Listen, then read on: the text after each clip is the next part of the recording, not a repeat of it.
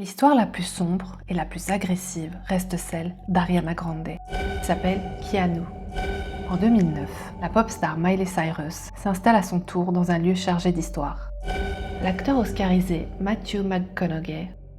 Quand on regarde une célébrité avancer sur un tapis rouge sous les flashs des projecteurs, on a l'impression qu'elle ne craint rien. On s'imagine que la fortune des villas de Beverly Hills suffise à protéger de tout. Mais il existe une frontière que l'argent ne peut pas bloquer. Ce soir, nous laissons de côté les rumeurs d'Hollywood pour nous plonger exclusivement dans les déclarations officielles de 4 immenses stars. Dans les années 1970, dans un appartement du New Jersey, un petit garçon de 7 ans dort dans sa chambre. Il s'appelle Keanu. Keanu. Au beau milieu de la nuit, le silence devient d'un coup lourd, presque étouffant, comme si l'air de la pièce avait changé. Par la porte ouverte du couloir, une forme glisse lentement dans la pièce. Le jeune Keanu voit alors une veste de costume vide, sans tête, sans bras et sans jambes, qui flotte à quelques centimètres du tapis. L'habit avance de manière fluide, s'arrête un instant devant son lit pour l'observer, puis s'évapore complètement dans l'air. L'enfant reste figé, persuadé que son imagination lui a joué des tours après une longue journée. Mais lorsqu'il tourne la tête vers sa nounou, assise sur une chaise à côté de lui, il découvre son visage blême, la bouche grande ouverte, déformée par la peur. Elle a vu exactement la même chose au même moment. Ce costume flottait, inanimé, mais guidé par une intention bien réelle. Devenu l'un des visages les plus célèbres du cinéma mondial, Keanu Reeves avouera des décennies plus tard, lors d'interviews télévisées, que la vision de cette veste vide ne l'a jamais quitté, gravant en lui la certitude absolue que notre monde n'est que la surface d'une réalité bien plus vaste. L'acteur oscarisé Matthew McConaughey a lui aussi traversé une épreuve terrifiante dans sa propre maison. Au début des années 2000, il emménage dans sa nouvelle propriété hollywoodienne, un endroit calme, entouré de verdure. Dès sa première nuit, un bruit sec et répétitif le tire du sommeil. C'est le son très distinct de pièces de monnaie que l'on jette une à une, nerveusement, sur le parquet en bois du couloir. Pensant immédiatement à un cambriolage ou à un squatter, l'acteur se lève d'un bond, attrape une batte de baseball et avance à pas de loup dans la pénombre de la villa. Le couloir est totalement vide. Une vague de froid intense l'enveloppe de la tête aux pieds. Face à lui, dans le noir absolu, Matthew ressent une présence massive, chargée d'une colère noire, lourde et silencieuse. L'acteur comprend tout de suite que cet esprit refuse de partager l'espace et considère cette maison comme sa propriété exclusive. Il décide de la baptiser Madame Bleue, une entité colérique, bien décidée à le faire craquer pour qu'il quitte les lieux. L'acteur raconte que l'air devenait si dense autour de cette entité qu'il avait du mal à respirer lorsqu'il traversait cette zone du couloir. La guerre psychologique entre Matthew McConaughey et Madame Bleue prend rapidement des proportions ingérables au quotidien. Plus aucun de ses proches, ni même ses chiens, ne veut passer la nuit dans la maison ou s'approcher de l'étage. Ses invités racontent tous exactement la même expérience. La sensation d'être surveillé et suivi par une silhouette, debout au bout du couloir dès que les lumières s'éteignent, accompagné d'un bruit de vaisselle qui tremble dans la cuisine vide. Mais l'acteur refuse de faire ses valises, de perdre son investissement ou de laisser sa maison à l'invisible. Un soir, alors que les bruits de pas reprennent sur le parquet et que l'air se refroidit au point de voir son propre souffle, il décide de changer de méthode.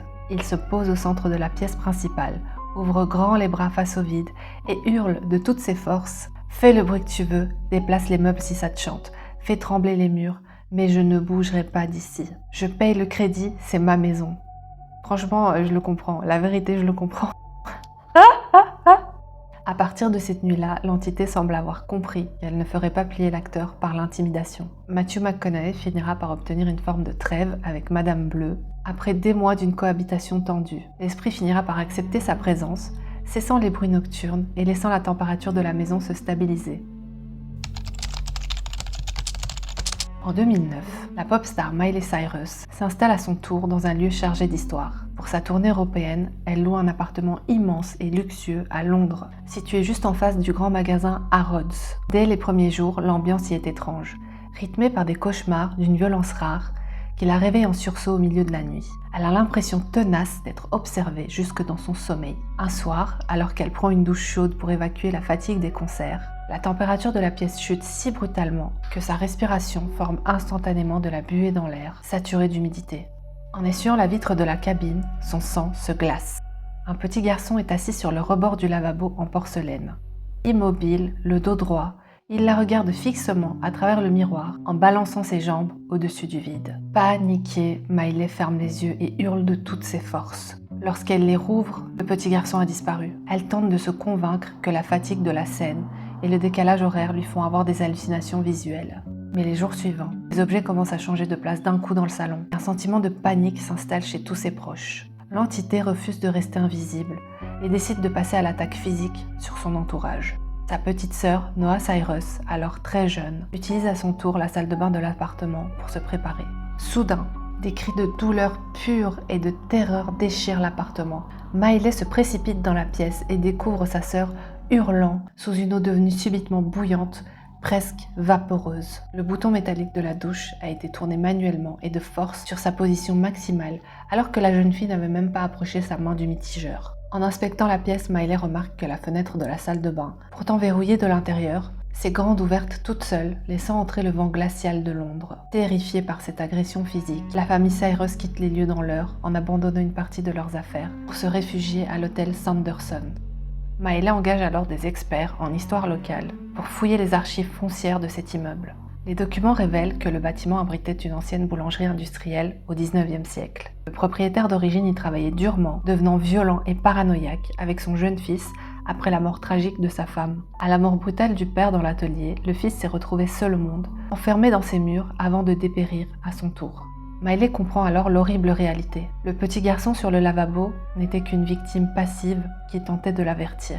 L'entité violente qui ouvrait les fenêtres et qui déréglait l'eau était l'esprit enragé du père, toujours déterminé à chasser les intrus de son ancien domaine. La pop star jurera plus tard, dans les médias, de ne plus avoir jamais posé les pieds dans ce quartier de Londres.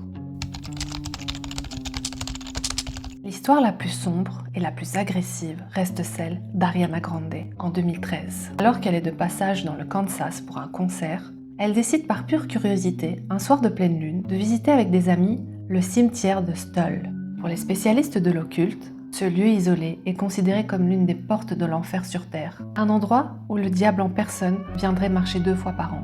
L'expérience bascule avant même que les pneus de la voiture ne franchissent l'entrée du site. Une atmosphère de négativité pure, étouffante et électrique s'abat sur l'habitacle, coupant presque le souffle des passagers.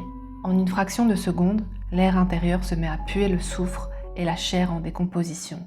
Au même moment, une énorme mouche noire, disproportionnée, apparaît de nulle part à l'intérieur de la voiture fermée, se fracassant de manière répétée et violente contre les vitres. Prise d'un terrible pressentiment de mort, Ariana Grande baisse sa vitre, s'excuse à voix haute auprès des forces du cimetière pour avoir troublé leur repos, prend une photo rapide du portail avec son téléphone et ordonne à son chauffeur de faire demi-tour en écrasant l'accélérateur. En examinant calmement la photo prise devant le cimetière de Stull dans sa chambre d'hôtel, elle décide de zoomer sur les buissons sombres en arrière-plan. Son cœur manque à battement. 3 visages déformés aux traits asymétriques et grimaçants apparaissent distinctement dans les pixels de l'ombre. Des visages qu'elle décrira plus tard lors d'une interview pour le magazine Complex, comme des démons graphiques aux yeux totalement noirs. Elle tente immédiatement d'envoyer le cliché à son manager pour lui montrer la preuve matérielle de ce qu'ils ont traversé, mais l'écran de son téléphone se fige, devient rouge, puis l'appareil s'éteint brusquement dans sa main. Lorsqu'elle réussit enfin à le rallumer, après plusieurs minutes de surchauffe, le fichier de la photo indique une taille informatique totalement impossible et aberrante.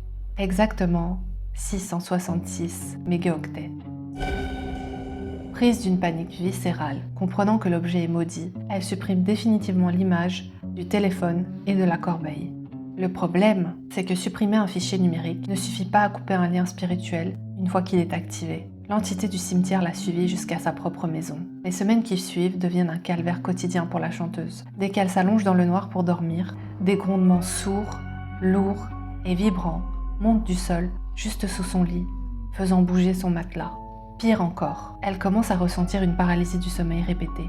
Elle entend des voix d'hommes lui murmurer des mots inversés et incompréhensibles à l'oreille droite, tandis qu'une masse sombre, semblable à un nuage noir épais et opaque, flotte régulièrement au-dessus d'elle, se rapprochant centimètre par centimètre de son visage à chaque fois qu'elle essaie de fermer les yeux. Ariana Grande devra traverser des mois de rituels de purification et s'imposer un silence absolu pour cesser de nourrir par la peur cette masse noire qui la guettait dans sa chambre. Pardon, mais en plus tu crois à ces esprits-là, en plus tu vas dans un cimetière, en plus ils se manifestent, et en plus tu continues, après t'être excusé, à encore quand même prendre une photo du portail. Elle fait des trucs totalement contradictoires. C'est comme si elle les avait appelés pour qu'ils s'accrochent à elle, quoi. Je sais pas ce que vous en pensez, dites-moi ce que vous en pensez dans les commentaires, mais si t'y crois pas, ok. Mais si t'y crois et qu'en plus tu t'excuses, pourquoi faire ça? Pourquoi continuer de provoquer en prenant des photos avec ton téléphone? C'est pas du tout logique. Qu'est-ce que vous en pensez? Qu'est-ce que vous avez pensé de cette vidéo? Dites-le moi dans les commentaires. Et si vous voulez encore des vidéos de ce genre-là, dites-le moi aussi. Et voilà, je vous dis à bientôt pour une prochaine vidéo. Salut!